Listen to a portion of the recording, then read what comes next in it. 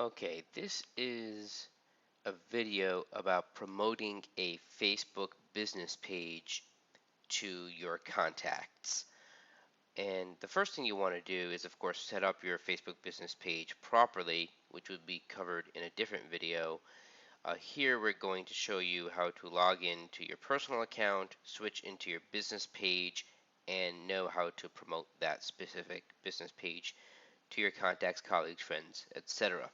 So let's actually log into your Facebook account. All Facebook accounts are personal in the beginning, so we are going to log into our personal um, admin page. And um, it would look like this if your personal page isn't really set up. In this case, we only use this account for management of other accounts, so it's really not that important. Um, but yours may be a little bit more full.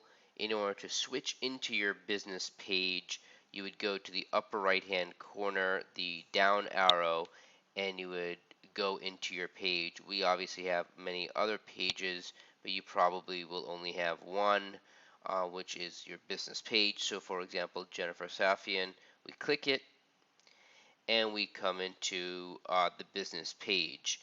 You could hide this administrative control panel here. I like to keep it open because this is where we're able to do the back end work much more simply. And if you scroll down, it will be how it looks to the public. So one of the first things I like to see is how many likes there are. Jennifer has 11 likes. It takes 25 likes in order for there to be a custom domain name for the Facebook business page, meaning a username for the page. So if I go to edit page, um, manage permissions, on the left hand side, these features come up. This is basically the back end of the Facebook business page.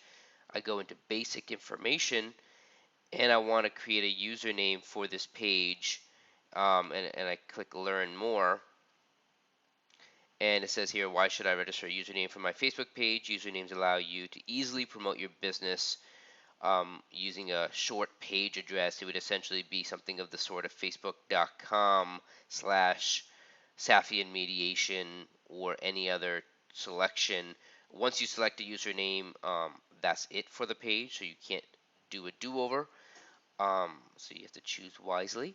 So if I want to create a username for this page, it will now say you are using Facebook as Jennifer Safian, and that's what I want to do. In order to access this page, I have to continue as my personal account or my personal admin account. If I even click this, however, what will end up happening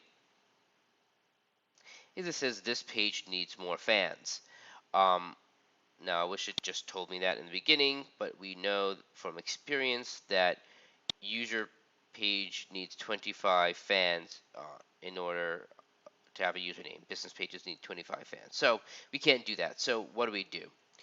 Well, we do have nonetheless a web page address, a URL that we can use. And that's what this is right on here. This is the address that we can use publicly. So if you paste this here, of course we're logged in, so we won't be able to just see what I mean here. So I'm going to go to a different browser to show you. Now this bubble pops up, a little bit of foreshadowing of the next topic of this video.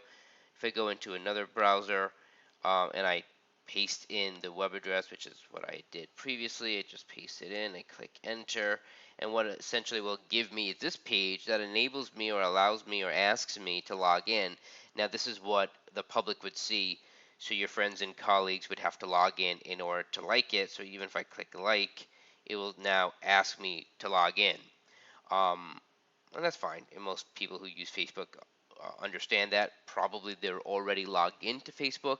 If they were already logged into Facebook, they wouldn't see this translucent. They would only see the Facebook business page, and they can click like. 14 more for Jennifer, and she'll be able to have a more custom URL than something like this, which can be a little bit more tedious. Sending this URL by email, by constant contact email newsletter, in the email signature, Posting it on your personal Facebook pages is the number one way to drive traffic to the Facebook business page. Essentially, everything else that Facebook is inviting you to do in terms of inviting your email contacts is essentially sending them the link automatically. Um, Sometimes that's preferable, it's coming from Facebook. Sometimes it's not preferable because you want to be able to customize how you introduce your Facebook business page to your contacts.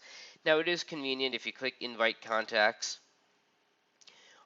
This screen pops up. In fact, if I click cancel, you can always go back there and say invite email contacts here under the insights, which is pretty much the top of the page, and you'll always be able to get back to here.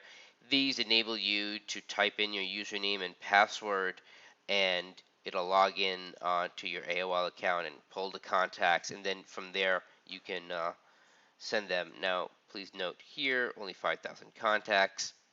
It's a limitation of Facebook, so if you have more than 5,000 contacts, email them separately or use Constant Contact or another preferred newsletter service to do so. And of course, if you have your contacts in Outlook or another software where you've exported it into an Excel file, you want to click Other Email Service. You click Invite Contacts here. Pardon me, that obviously didn't work. So you go Other Tools, and Other Tools, you click Invite Contacts. Sorry.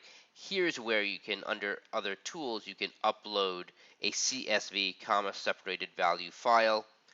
And here, if you click this, it'll give you a little bit more of a tutorial for Outlook of how to actually export it out of Outlook. I would suggest working with your phone blogger editor or account executive, and he or she can actually help you do all this. It is pretty simple to do. I've had a lot of bugs uploading contacts to Facebook because it's on their end, not on ours. If you're still having problems, this pretty much goes to their help desk, which unfortunately isn't all that useful.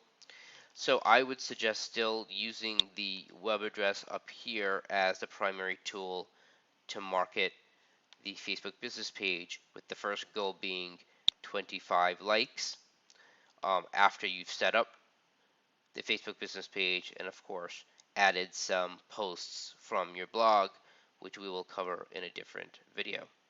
Thanks.